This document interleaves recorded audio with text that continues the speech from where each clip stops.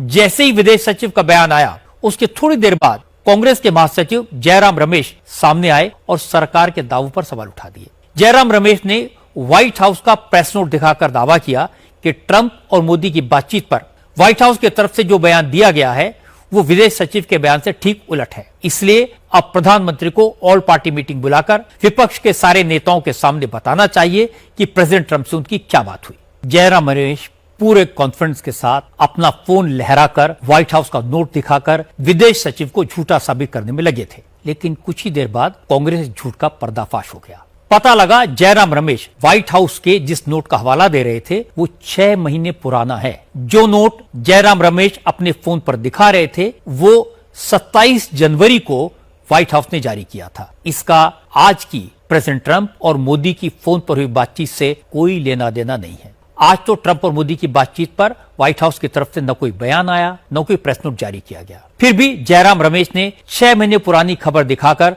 लोगों को गुमराह करने की कोशिश की। जब जयराम रमेश का झूठ पकड़ा गया तो उन्होंने अपनी गलती स्वीकार की, लेकिन ये कहकर बचने की कोशिश की कि वो इंसान है, इंसान से गलती हो जाती है, हो गई।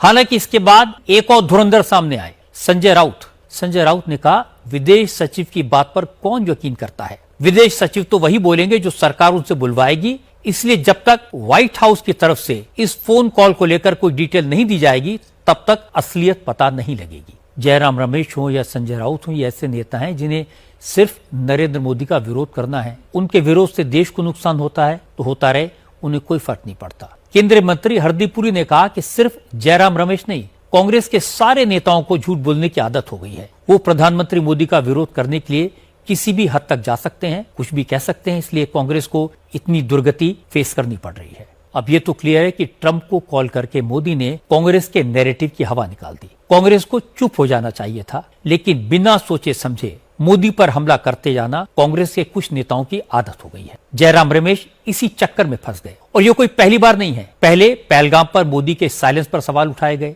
जब प्रधानमंत्री बोले तो कहा ये इलेक्शन गिमिक है। पहले कहा कि पाकिस्तान को जवाब क्यों नहीं देते, जब घुस के मारा तो कांग्रेस ने कहा वॉर कोई सॉल्यूशन नहीं है। राहुल गांधी ने तो ये इंप्रेशन दिया कि पाकिस्तान ने हमारे कई फाइटर प्लेन मार गिराए। खरगे ने ऑपरेशन सिंदूर को छुटपुट हमला करार दे दिया। हमारी फौज ने सबूतों के साथ दिखाया, समझाया, बताया कैसे कंट्रोल्ड प्रिसाइज्ड अटैक में पाकिस्तान के अंदर जाकर अड्डे और एयर बेसिस तबाह किए गए। जिस बात से घबराकर पाकिस्तान अमेरिका के पास जाकर रोया वो राहुल और उनकी टीम समझने को तैयार नहीं है। वो बस यही दोहराते रहे कि ट्रंप ने क्यों बोला।